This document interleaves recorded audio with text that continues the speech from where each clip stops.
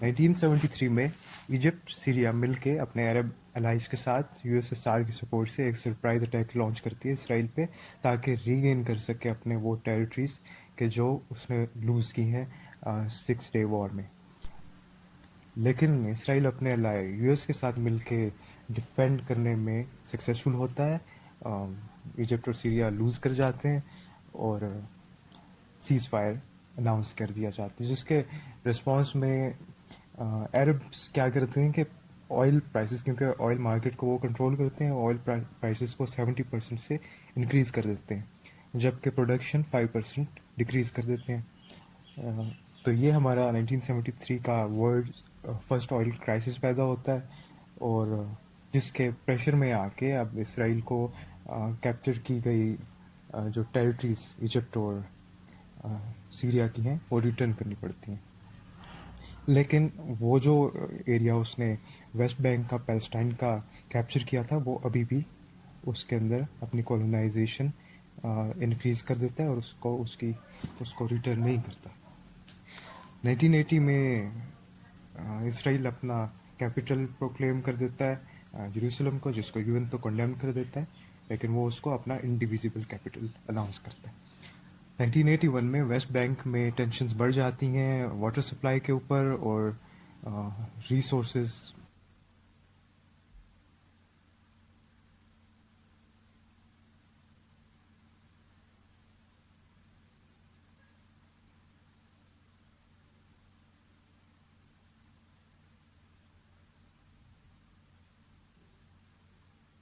खिलाफ, Israeli army के खिलाफ करते हैं, जिसमें हमास एक पैलेस्टीनियन अरब्स की इस्लामिक मूवमेंट है जो फाइट करती है इसराइल को।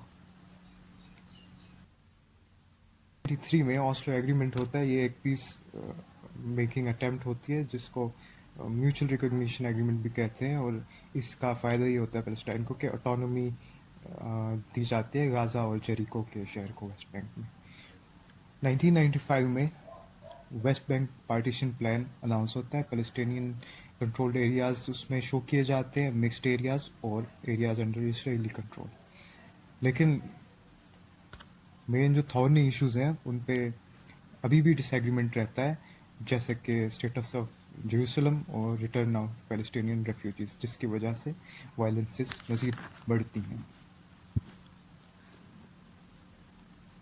2000 में एक ऐसा इवेंट होता है कि इसराइली अपोजिशन लीडर जाके Holi site of temple mount को विज़िट करता है, जिसके रिस्पॉन्स में सेकेंड इंतफाड़ा जो अपराइजिंग होती है, और इसमें सुसाइड बॉम्बिंग्स का बहुत ज़्यादा यूज़ होता है इसराइल के ख़िलाफ़। 2001 से 2003 में तक कंस्ट्रक्शन ऑफ वॉल होती है, ताकि वेस्ट बैंक के अराउंड इसराइल अपनी कंट्री को प्रोटेक्ट कर सके। वेस्ट बैंक के अराउंड ये वॉल करके, लेकिन वो इनक्रोच करता है अपॉन द पैलेस्टीनियन टेरिटरीज, जिसको आईसीजे भी इलीगल वॉल कहती है। 2005 में इसराइली गवर्नमेंट सिचुएशन को काम करने का डिसाइड करती है, और ये डिसाइड करती है कि वो जो सेटलमेंट्स उनकी गाज़ा स्ट्रिप के ऊपर हैं वो उनको रिमूव कर देगी, लेकिन उसके बॉर्डर्स का अभी भी कंट्रोल संभाल के रखेगी। 2006 से 7 में टेंशन्स राइज होती हैं गाज़ा स्ट्रिप के ऊपर, जहाँ पे हमास पावर में आ जाती है। हमास वही उनकी पैलेस्टीनियन अरब्स की जो मूवमेंट है जो इसराइल को फाइट करती है।